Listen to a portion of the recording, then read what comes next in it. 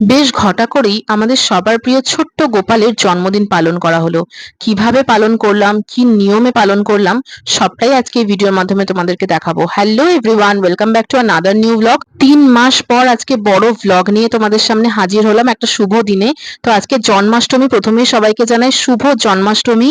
আশা করি আজকের দিনটা সবাই খুব ভালো করে কাটিয়েছো। কেমন আছো সবাই বলো। মাঝখানে আমার শরীরটা একটু খারাপ হয়ে গেছিল, এতদিন আমি তোমাদেরকে শর্টস ভিডিওই দিয়েছিলাম। তো যাই হোক, চলো আজকের দিনটা শুরু করা যাক। সকাল বাজে 10টা, আর টিপ টিপ করে এখানে বৃষ্টি পড়ছে। কৃষ্ণ ঠাকুরের জন্মদিন আর বৃষ্টি পড়বে না, এটা কি হতে পারে? বাইরের ওয়েদারটা কিন্তু বেশ মনোরম। ঘড়িতে এখন কটা বাজে সেটা তো দেখতেই পাচ্ছ, আর এখানে চলছে আমার প্রিয় শিনচ্যান।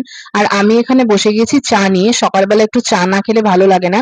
গ্রিন টিটা শেষ হয়ে গেছে, সেই জন্য আজকে সকালে দুধ চা নিয়েই বসলাম। সকাল বাজে এখন 11টা। ব্রেকফাস্টে আজকে আমরা ভাত খাবো।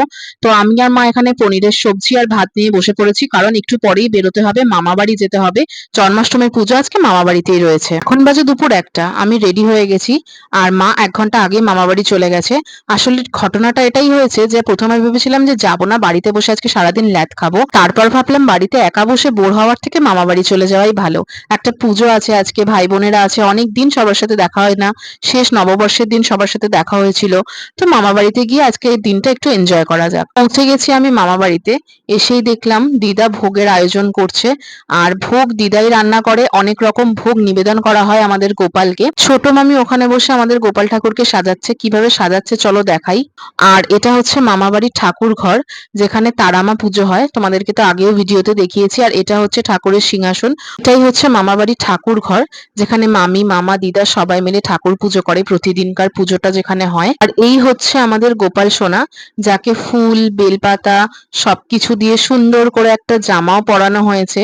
সব দিয়ে সাজানো হচ্ছে। ছোট্ট গোপালকে চকলেট, মিষ্টি, ননি সবকিছু সুন্দর করে সাজিয়ে দেওয়া হয়েছে। বেশিরভাগ ভোগের রান্না হয়ে গেছে। ভোগের রান্না শেষ হলে তারপর সেটাও গোপাল ঠাকুরকে নিবেদন করা হবে। এই যে এখানে দিদা বসে ভোগ রান্না করছে, সব ভোগ রান্না প্রায় শেষ।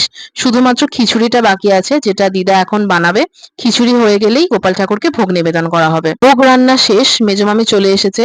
সুন্দর করে মাটির থালায় এবার সমস্ত ভোগ সাজিয়ে নেওয়া হবে আমাদের গোপাল ঠাকুরকে নিবেদন করার জন্য। মেজমামিকে তোমরা আগেও অনেকবার আমার ভিডিওতে দেখেছো। 8 থেকে 10 রকমের ভোগ রান্না করা হয়েছিল, যেখানে ভাত, পোলাও, খিচুড়ি থেকে শুরু করে অনেক কিছুই রয়েছে।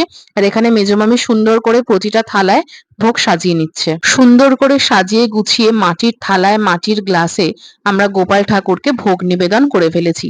কেমন লাগছে আমাদের গোপাল ঠাকুরকে তোমরা কিন্তু কমেন্ট করে অবশ্যই জানিও। ভোগ নিবেদন শেষ, এবার আরতির পালা। দিদা এখানে আরতি সেরে নিচ্ছে। আরতি দেখতে দেখতে চলো জন্মাষ্টমী সম্পর্কে কিছু ইন্টারেস্টিং তথ্য আমি তোমাদেরকে শেয়ার করি।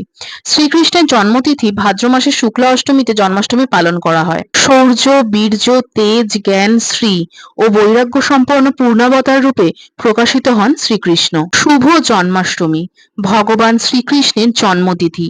ভাদ্র মাসের কৃষ্ণ অষ্টমী তিথিতে মথুরায় কংসের কারাগারে জন্ম নিয়েছিলেন শ্রীকৃষ্ণ। সেই পুণ্যতিথির স্মরণে পালন করা হয় জন্মাষ্টমী। নাটক বা রাসলীলার মাধ্যমে শ্রীকৃষ্ণের ছোটবেলার বিভিন্ন ঘটনা দেখানো হয়। শ্রীকৃষ্ণ যখন জন্মেছিলেন, অর্থাৎ মধ্যরাতে, তার ছোট ছোট মূর্তিকে স্নান করিয়ে কাপড় দিয়ে মোছা হয় এবং দোলনায় সাজানো হয়। গৃহস্থ বা বাড়ির বিভিন্ন দরজার বাইরে রান্নাঘরে শ্রীকৃষ্ণের পদচিহ্ন মানে পায়ের ছাপ এঁকে দেওয়া হয়, যা শ্রীকৃষ্ণের যাত্রা হিসেবে পালন করা হয়। শ্রীকৃষ্ণ ছিলেন দেবকী ও বাসুদেবের অষ্টম সন্তান। শ্রীকৃষ্ণের জন্মের সময় চারিদিকে অরাজকতা, নিপীড়ন, অত্যাচার চরম পর্যায়ে ছিল। সেই সময় মানুষের স্বাধীনতা বলে কিছু ছিল না। সর্বত্র ছিল অশুভ শক্তির বিস্তার। শ্রীকৃষ্ণের মামা কংস ছিলেন তার জীবনের শত্রু। মথুরাতে শ্রীকৃষ্ণের জন্মের সাথে সাথে সেই রাতে তার বাবা বাসুদেব তাকে যমুনা নদী পার করে গোকুলে পালক পিতামাতা যশোদা ও নন্দর কাছে রেখে আসেন। জন্মাষ্টমীর দিন সকাল থেকে উপবাস মানে উপোস থাকতে হবে। উপোস থেকে হরিনাম জপ, কৃষ্ণলীলা শ্রবণ, ভগবানকে দর্শন, হরিনাম সংকীর্তন, অভিষেক দর্শন করতে হবে। তবে যাদের উপবাসে সমস্যা বা অসুস্থ, তারা অবশ্যই দুপুর 12টার পরে ভগবান শ্রীকৃষ্ণের কাছে ক্ষমা চেয়ে একটু দুধ বা ফল খেয়ে নিতে পারেন। তোমাদেরকে জানিয়ে রাখি, জন্মাষ্টমী ছিল সোমবার। আর এই যে ভিডিওতে তোমরা দেখছো, এই যে ভোগ নিবেদন করা হচ্ছে, যে নিয়মগুলো পালন করা হচ্ছে, সেটা মঙ্গলবারের ভিডিও।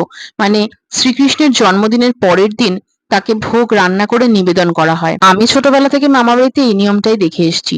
তোমাদের যদি কোনো আলাদা নিয়ম থেকে থাকে বা তোমরা যদি অন্যরকম ভাবে জন্মাষ্টমী পালন করো, তাহলে কিন্তু আমাকে অবশ্যই জানিও। আমি কিভাবে জন্মাষ্টমী পালন করলাম সেটা তো তোমাদের সকলকে দেখালাম। তোমরা কিভাবে জন্মাষ্টমী পালন করলে সেটা যদি তোমরা আমার সাথে শেয়ার করো, আমার কিন্তু জানতে ভীষণ ভালো লাগবে। গোপাল পুজো শেষ, এবার প্রসাদের পালা। এখানে দিদা বসে গেছে অন্নভোগ মাখার জন্য। আমরা এটাকে মাখা প্রসাদ বলেই জানি। সব রকম ভোগ একসাথে মেখে এটাকে প্রস্তুত করা হয়। তো আমাদের খাওয়া দাওয়া শেষ, আর মামিরা এখানে খেতে বসেছে। আমাদের এতটাই খিদে পেয়েছিল যে নিজেদের খাওয়া দাওয়ার যে ভিডিও সেটা আমি আর তুলতে পারিনি। আর আমি এখানে মামিদের খাওয়ার ভিডিও করছি বলে আমাকে তাড়া করছে বোতল নিয়ে। তো যাই হোক, আজকের দিনটা কিন্তু আমার বেশ ভালো কাটলো। সন্ধ্যা এখন 7:30 কি 8:45 বাজে। বেরিয়ে এসেছি আমি আর মা মামাবাড়ি থেকে। এবার বাড়ি ফেরার পালা। অনেকদিন পর একটা বড় ভিডিও তোমাদের সামনে আনতে পেরে আমার বেশ ভালো লাগছে। ভিডিওটা ভালো লাগলে অবশ্যই একটা লাইক করে দিও, চ্যানেলটা সাবস্ক্রাইব করে দিও। আবার তোমাদের সাথে দেখা হচ্ছে নতুন একটা ধামাকেদার ব্লগ নিয়ে।